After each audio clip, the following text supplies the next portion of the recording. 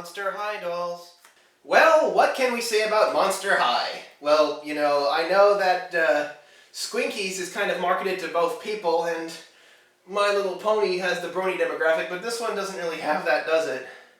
So that means I'm officially reviewing a girl's toy!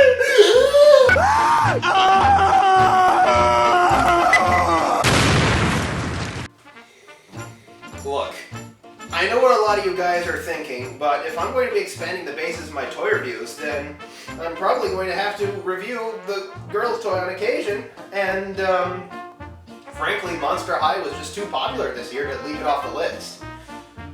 But don't worry, I'll try to make these things bearable for you guys. The premise of Monster High is that it is a bunch of monsters who are the children of famous monsters such as Dracula and the Werewolf, who all go to the same high school called Monster High. Now, I've seen this thing before, but you have to admit it's pretty novel to have a series where a bunch of monster girls go to high school that isn't a bad Scooby-Doo movie or some kind of Japanese animation fan service fun fest. And we're not talking cutesy creatures like mermaids or elves. We're talking things that can be pretty darn scary when they're shown in the movies. Now, a lot of the appeal it has is, of course, you know, it's got the Barbie factors, it's got the pretty dresses, it's got the good variety of characters. But one of the reasons that the monsters are appealing is jumping off of the series such as Harry Potter or Twilight.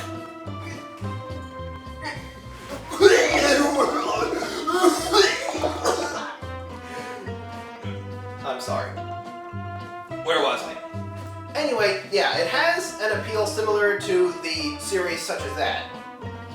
And I think that's one of the reasons it's popular. Now, I can actually kind of understand this because I myself am a fan of horror movies. I mean, the music playing right now is The Gonk from Dawn of the Dead.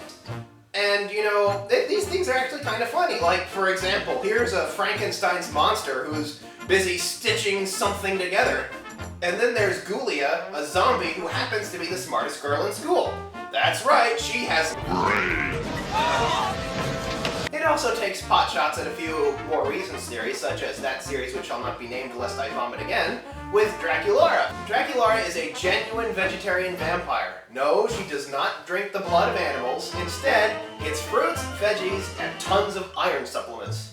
So yeah, the whole thing is very tongue-in-cheek, and I think that is where a lot of the appeal comes from, because, you know, it's kind of funny in a scary way, and a general premise that the series poses forth is that it's okay to be different. There's a whole variety of characters that come from all different backgrounds, and yet they get along. So I have no problem with that message at all. There's also a cartoon that comes with the series, but, you know, Mattel's not really quite as good at generating TV shows as Hasbro is, so it's not quite as impressive as My Little Pony Friendship is Magic, and it doesn't really have as much of the tongue-in-cheek aspect as the figures would hint at. But, you know, I suppose it's cute enough for a girl's show. However, one thing that cannot be denied is that this series has been super popular. It gets sold out all the time. It's sold on eBay for crazy prices. There is huge demand for these dolls, and that is, you know, it's starting to get to Barbie levels, but Mattel doesn't care. You know why? They make both. So right now they're having their cake and eating it too. And who can blame them? I mean, the dolls are actually pretty decent quality.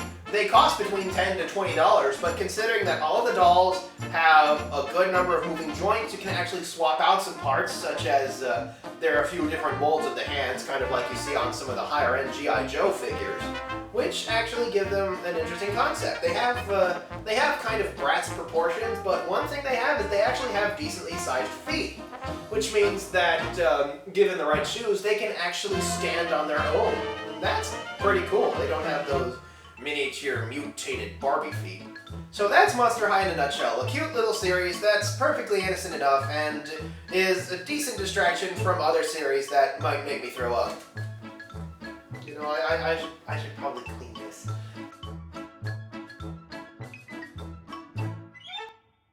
As for why I own 8 of these dolls,